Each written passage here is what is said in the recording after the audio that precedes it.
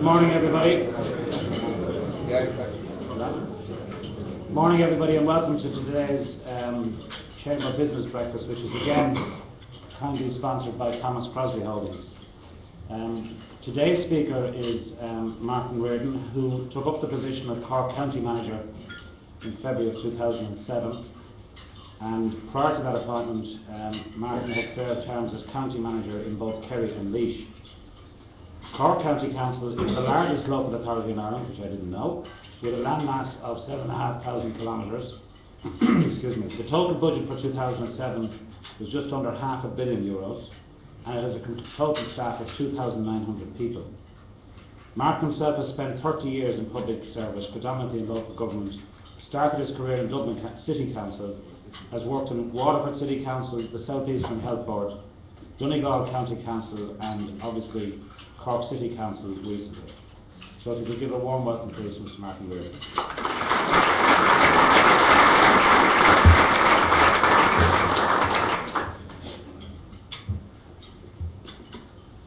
Good morning, everybody.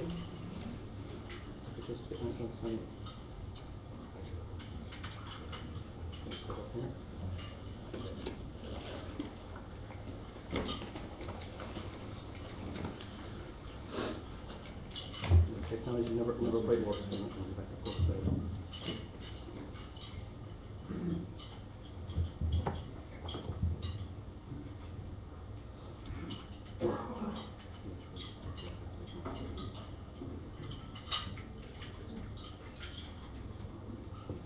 Okay, thank you very much, Conor. I suppose at the outset, first of all, thank you very much for the invitation and to come and address you. My opening slide, I suppose, is Cork County Hall, introduced as the largest local authority in Ireland.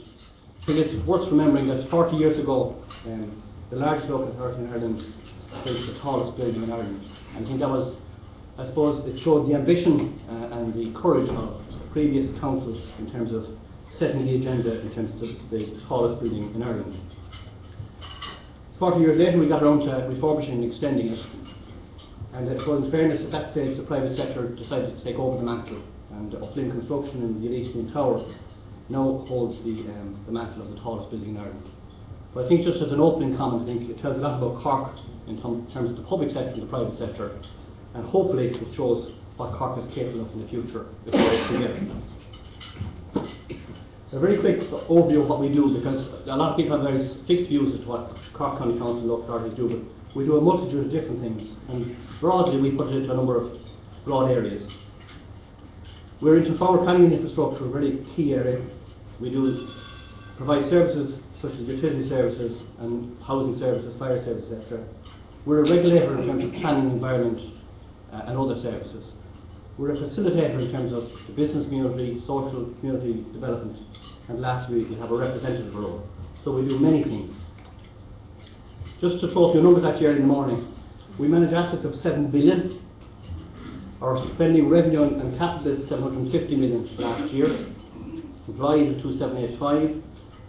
Payroll bill of 154 million. Population of 260,000. 123,000 households.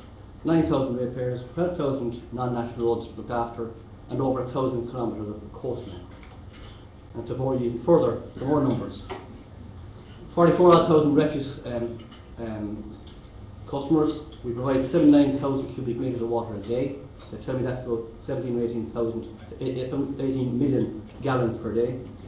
209 water schemes, 185 wastewater schemes, 19,000 non-domestic customers, 12,600 planning applications last year, the highest of any local authority, higher than in Borplanala, higher than Dublin City Council.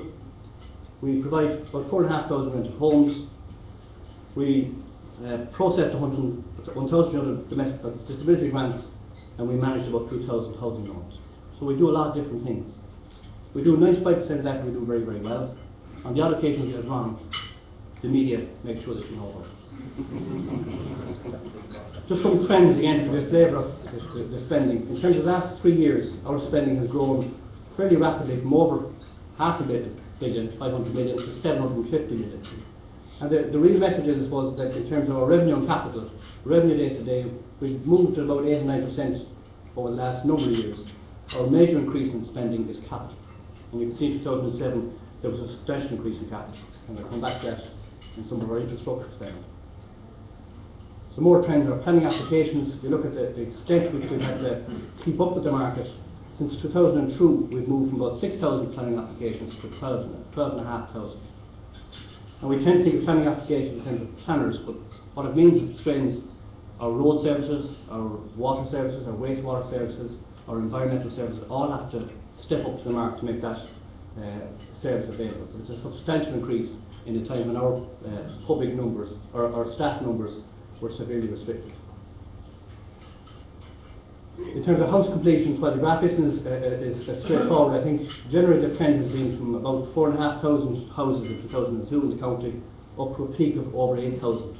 And we can see in 2007 the start of a slowdown, which I think when we look at the graph in 2008 is going to be a substantial drop.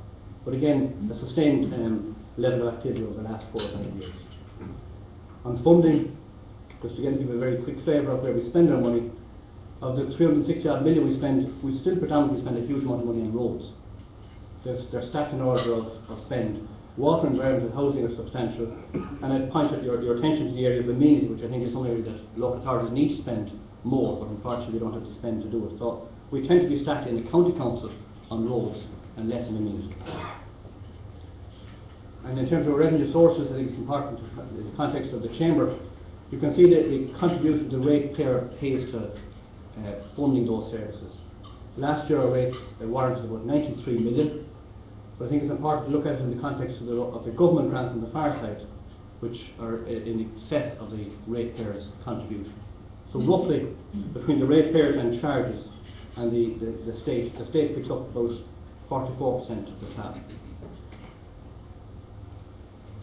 And something very close to a lot of people's hearts in the media is the development contributions. That's just a trend in Cork County Council in terms of the general contributions, which is a new scheme brought in the last number of years. It's not quite representative. I mean, on average we will be getting in about 15 million, but in that scheme it's grown, I suppose, alongside the activity in the building industry. But it's a substantial source of capital fund. So I'd say the key challenge for us in Cork County Council for the last 5 years has been to keep up with the pace. And I think we've done that very, very well. And to contrast that, I suppose when I arrived a little over 18 months ago, the burning issue on my desk was the availability of house building land. And we were working very hard to make sure we had sufficient zoned land available prior to 2007.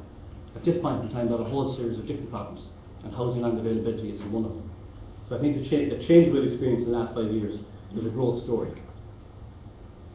I suppose the key to the future and the key to the past has been a developing framework. I think Cork has been very, very fortunate, going back to Cork Land Use Transportation and the CAT study, to have a development framework which provides a framework whether we're going well in the economy or whether we're in a slow mode.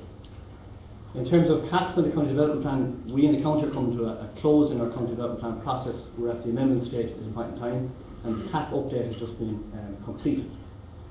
With the city, a joint retail and housing strategy, again coming to a close in our County Development Plan between now and December.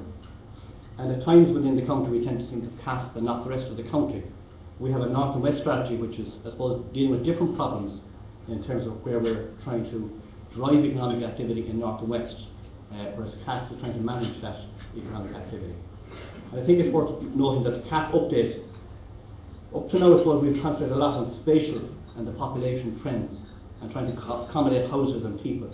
I think the CAP update has been very strong on this occasion on the economic strategy, and there's quite a lot of detail which we need now to reassess in the context of a change